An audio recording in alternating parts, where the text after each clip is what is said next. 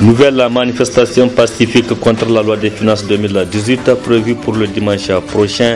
Le point des préparatifs avec les organisateurs dans ce journal.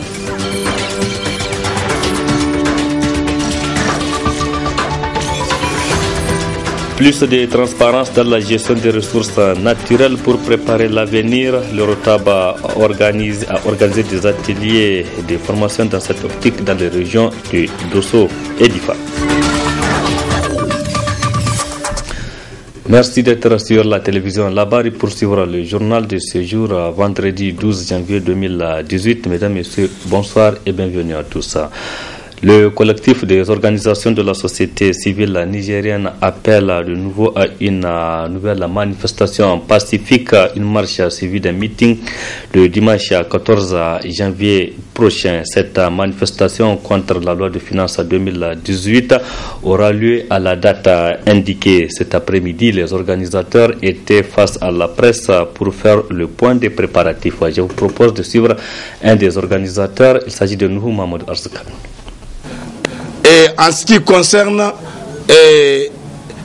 l'état général des préparatifs au niveau des différentes localités, on peut se féliciter que tout le monde est actuellement à pied d'œuvre pour essayer de faire en sorte que partout la manifestation puisse se dérouler dans les termes convenus et par rapport aux objectifs pour lesquels nous avons envisagé justement de la faire. Ici, particulièrement à Niamey, et cette fois-ci, à la différence de la dernière fois, notre déclaration de manifestation, notre projet de manifestation pour faire la marche suivie de meeting n'a pas rencontré d'obstacles de la part des autorités municipales. Et donc, en conséquence, on doit retenir que la marche suivie de meeting à Niamey pourra se tenir comme prévu et suivant l'itinéraire de la place Toumo à la place de la concertation, lieu du meeting, et en passant par le corridor du terrain musulman et du rond-point Escaloax. Notre ambition, c'est d'organiser une manifestation pacifique des citoyens nigériens à Niamey pour prouver à la face du monde notre protestation contre la décision qui a été prise et de l'adoption de la loi des finances 2018 qui contient à son sein, comme vous le savez, des mesures antisociales et impopulaires. Et donc, l'objectif, c'est de cela qu'il s'agit. Ça veut dire qu'il est attendu que tous les citoyens de la ville de Niamey puissent se mobiliser comme un seul homme pour sortir massivement et que c'est par le nombre qui sera debout et dehors que les uns et les autres sauront que véritablement les Nigériens ne sont pas d'accord avec ce qui a été fait par leurs députés qui ont accepté d'avaliser une loi fantoche, une loi scélérate qui prévoit des mesures impopulaires et qui garantit des cadeaux fiscaux à des multinationales comme Areva, à des multinationales comme les propriétaires de téléphonie et à des multinationales comme les marketeurs dont on a souvent rappelé et qu'on a pu vous dire depuis toutes les autres communications. Voilà en réalité le manque à gagner pour l'État. Poursuite des cérémonies de présentation de vœux du nouvel an au président de la République cet après-midi. C'est le monde sportif nigérien qui est allé au palais de la présidence à présenter ce vœu du nouvel an au président de la République. C'était en présence de nos reporters Abdelrazak Hamidou Léo et Chebou Guissou. Présenter leurs vœux les meilleurs au président de la République, tel était entre autres l'objectif de cette visite de la famille du monde sportif ce vendredi 12 janvier 2018 au palais de la présidence. L'occasion pour les uns et les autres de présenter également leurs vœux les meilleurs au peuple nigérien et de souhaiter plein succès à leurs sports respectifs.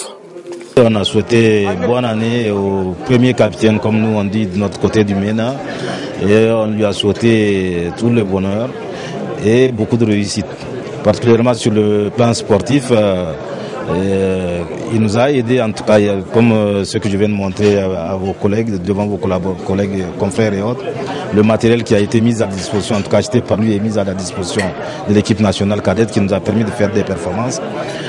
On espère qu'on va essayer de faire mieux, en tout cas l'année prochaine, dans les compétitions qui suivent, en tout cas pour encore une fois de plus faire parler du Niger en bien.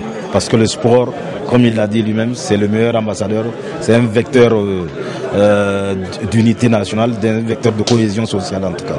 Le président de la République, je lui souhaite une bonne, heureuse année 2018 et nous prions Allah Azza wa Jal de l'accompagner dans ses œuvres. Souhaitons aussi que cette année 2018 soit l'année où le ministère de la Jeunesse et du Sport va adopter en tout cas la politique nationale du sport qui va faire en sorte que tous les sports soient vraiment véritablement développés au Niger.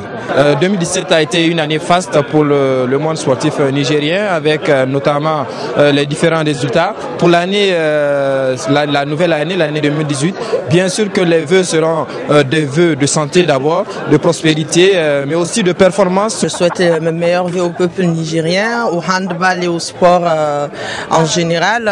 Nous espérons que cette année sera vraiment une année sportive où il y aura plein de médailles et puis bon vent à tous. Meilleurs vœux pour tous les Nigériens.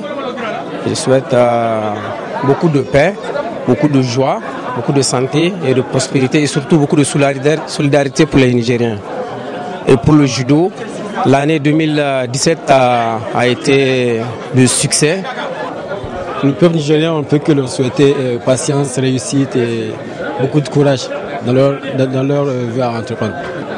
Pour le basketball nigérien, je dirais que je souhaite une bonne réussite à tous les joueurs nigériens de basketball. Reste plus qu'à souhaiter une excellente année et une très bonne santé au sport nigérien en général. Puisque nous parlons du sport, parlons-en avec la saison sportive 2018 des forces armées nigériennes qui a été officiellement lancée ce vendredi matin avec une foulée de la place de la concertation au camp en Bagaji. C'était en présence des officiers supérieurs, sous-officiers et hommes des rangs.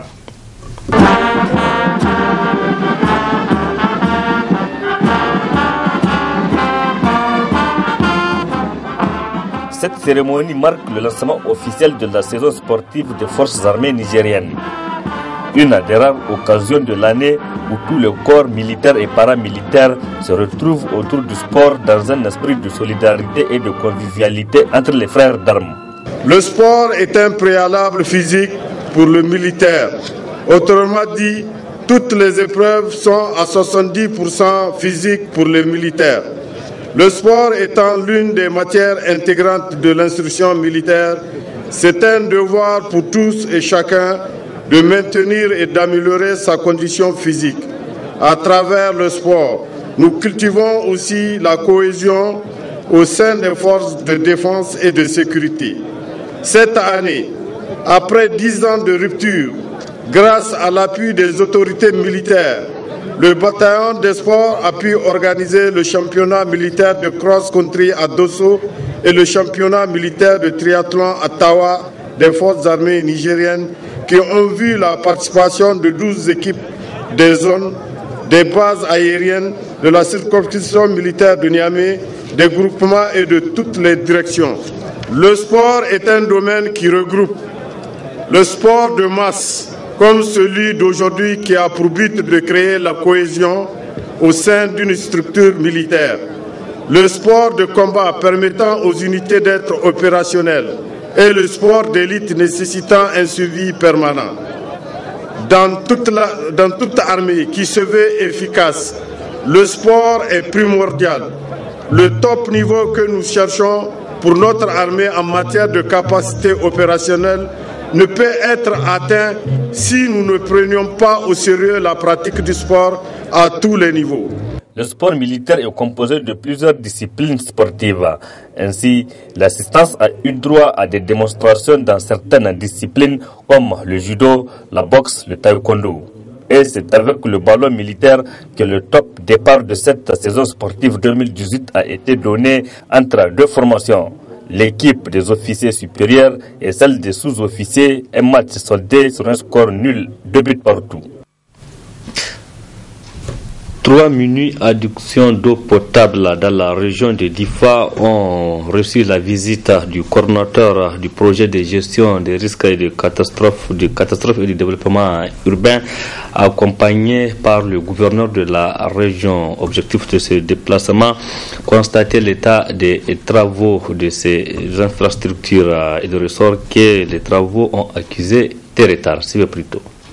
S'inquiéter de l'état d'avancement des travaux de construction d'ouvrages hydrauliques dans la région de Difa, c'est le mobile de cette visite de terrain conjointement menée par le gouverneur de la région de Difa et le coordinateur national du projet de gestion des risques, des catastrophes et de développement urbain, PGRC2U. Il s'agit en réalité de 3 mini-AEP multivillages, les 40 autres étant déjà achevés. Pour ces 3 ouvrages concernés par la mission, l'exécution est environ à 90%. L'entreprise Barca est en retard dans la livraison, a constaté la mission. Nous sommes venus visiter qu'est-ce qui est à la base de ce retard, surtout qu'on sait que l'eau est vraiment une denrée rare dans cette région de Difa. Donc le prestataire a pris l'engagement. Il a pris l'engagement le 30 janvier que nous allons réceptionner ces 3 mini-AEP, surtout qui sont multi-villages. Donc nous l'avons pris au mot. Et Inch'Allah, le 30, s'il arrive à nous livrer vraiment ces 3 mini-AEP, ça sera une bonne chose pour tout le monde. Mais dans le cas contraire, vraiment, nous serons obligés de prendre des mesures contre ce prestataire. Mais également, il y a les pompes à motricité humaine. Et donc, normalement, la semaine prochaine, il a pris l'engagement la semaine prochaine, les 4 qui ont été faits de la région, et que c'est le même prestataire qui fait ça, qui va nous les livrer. Donc, Inch'Allah, la semaine prochaine. Pour le maire de la commune de Guesquerou, la finalisation de ces mini-adductions d'eau potable soulagera des milliers de personnes de sa commune. D'où l'importance de l'achèvement des ouvrages en fin de mois, tel que s'est engagé l'entreprise Barca. Avec ça, on est soulagé. Donc toute une population, on vient de faire vraiment un recensement ici même à Saka Biométrie. On a à peu près 100 et quelques mille personnes ici même à Saka pour le recensement. Donc si vraiment le multivillage vient à point nommé. A préciser que le PGRC2U dans la région de Difa, ce sont 43 mini-adductions d'eau potable, 9 pompes à motricité humaine, 4 puits villageois réalisés pour un coût de 2,5 milliards de francs CFA. Restons toujours dans cette région de Difa, victime, comme vous le savez, des attaques terroristes de Boko Haram, des attaques qui ont joué un coup dur sur l'économie de cette région. Les jeunes de la région de Difa se sont retrouvés sans activité génératrice de revenus. Suivez donc ce reportage. L'insécurité résiduelle de la région de Difa, occasionnée par la secte Boko Haram, a créé la psychose au sein de la population. Cette situation a plongé les habitants de cette localité dans le désarroi, compte tenu des suspensions des activités génératrices de revenus des jeunes, comme le confirme un des habitants. C'est quoi les problèmes dans la région de Difa avec les activités des taxis-motos là? Lorsqu'il y a taxi-moto, il y a tout dans la région de Difa. Les taxis-motos, ils sont arrêtés. Les jeunes de Difa, ils sont passés à Jado pour faire travailler. Il y a axe qu'on appelle Jado là-bas. Ils sont travaillés à Jado de l'or. Ils sont de l'or et transporteurs entre Jado, Agadez, route Jado, Agadez là. Il y a beaucoup d'activités là-bas. Et l'État, ils sont permis les Jado là vraiment. L'État, en tant que permet les Jado là, nous, les jeunes de Difa, vraiment, pour le moment, vraiment, nous avons beaucoup de problèmes. Pour le moment, la région de Difa, il y a beaucoup d'activités. Il y a beaucoup de projets. Plus de Niamey, il y a beaucoup de projets, plus de Niamey, mais ne s'en prend pas les jeunes de Difa. Les jeunes de la région de Difa demandent de l'aide auprès des autorités pour pouvoir accéder à des activités. Le message que j'ai à l'endroit de l'autorité, vraiment l'autorité puisque gaskiya su kama mana yahi ya kamata su tashi su kama mana yahi et su kama mana wata activité c'est plus mais vraiment. En permettant aux jeunes d'accéder aux activités, Cela permettra non seulement de lutter contre la pauvreté, mais surtout de lutter contre l'immigration avec les conséquences que cela peut engendrer. Restons toujours dans la région de Difa, cette fois-ci avec Rotab. Rotab, c'est le réseau des organisations pour la transparence et l'analyse budgétaire qui a organisé 2 ateliers à Difa en fin décembre, 2 sessions de formation relatives aux industries extractives et destinées aux jeunes femmes leaders et élus locaux de cette région. Améliorer la transparence dans les industries extractives pour une meilleure gestion des ressources publiques au Niger, c'est la principale raison qui a conduit le Rotab à organiser cette session de formation à Difa. Qu'une série de formations est organisée en faveur des jeunes et femmes de la société civile se trouvant dans les zones extractives du Niger, en l'occurrence ici dans la région de Difa, qui est une zone pétrolière. L'objectif est d'améliorer qualitativement la participation des jeunes et des femmes au processus de prise de décision dans leur localité. Autrement dit, de former une masse critique de leaders jeunes et femmes capables de contribuer significativement au développement de leur localité, en particulier et du Niger en général. Ceci se fera à travers le renforcement des capacités des jeunes et des femmes leaders en leadership, la formation des populations locales riveraines, des industries extractives en techniques de budgétisation sensibles au genre. Parfaitement d'accord avec l'idée du Rotab, Oxfam a décidé d'accompagner l'initiative, mieux d'encourager les participants au regard de l'importance de la formation. Cet atelier d'aujourd'hui vient à point nommé, surtout à Difa, dans ce contexte de Difa. Ça permettra donc de renforcer la capacité de vous, les jeunes et les femmes, surtout dans les industries extractives, dans la budgétisation du budget national, c'est surtout sur la prise de décision donc, dans les collectivités territoriales. Rotab Niger a également soumis le rapport ITUE aux élus locaux, leaders d'opinion, jeunes, femmes et acteurs de la société civile pour appréciation. L'initiative est tripartite, c'est-à-dire que c'est un gouvernement qui décide à aller à l'initiative, mais le gouvernement ne va pas seul.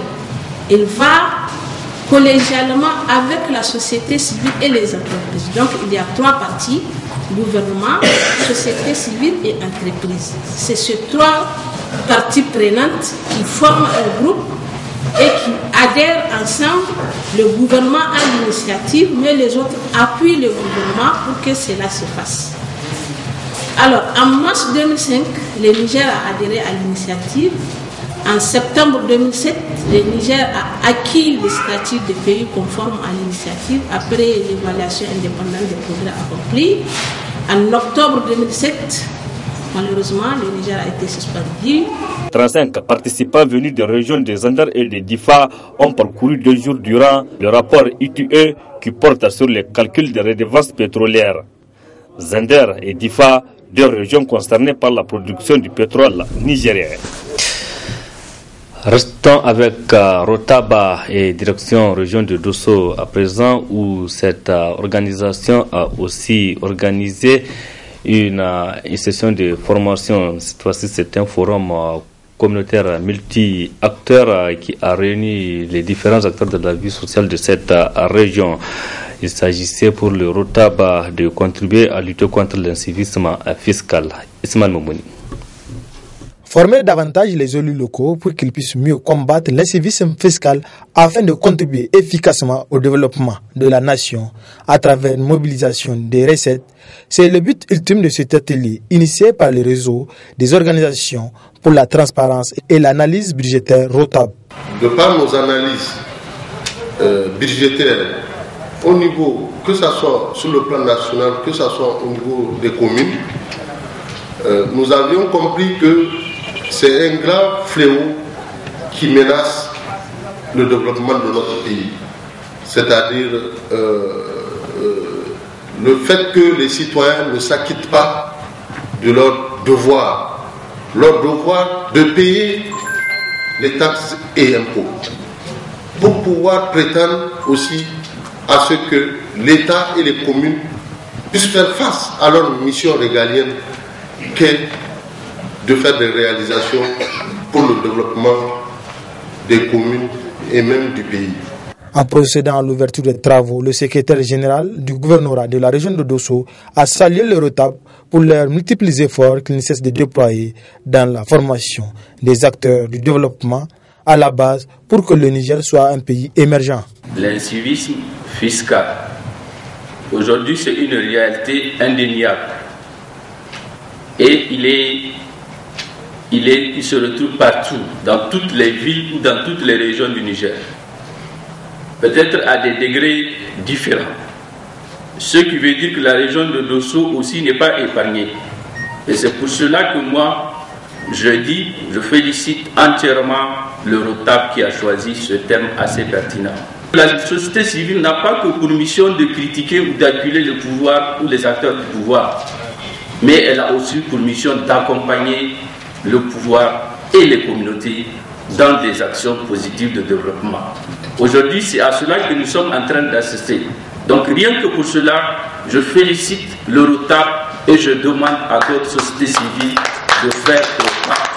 On voit bien que tous les acteurs qui ont été choisis, c'est des acteurs du développement à la base, notamment les maires, notamment les conseillers élus. Aujourd'hui, tout passe par eux. La situation, elle est là pour coordonner. Si aujourd'hui le maire et ses différents conseillers comprennent l'enjeu qu'il y a autour de la décentralisation et qu'il arrive à mobiliser la communauté dans sa base, je crois que le pari est gagné. L'initiateur de cet atelier financé par Oxfam a émis le vœu que des résolutions et recommandations pertinentes pouvant améliorer les recettes fiscales de la région de Dosso sortiront de ces travaux. Point final de cette édition. Merci à vous de l'avoir suivi. Restez en compagnie du programme de la télévision Labari. Au revoir, excellente nuit à toutes et à tous et bon début de week-end.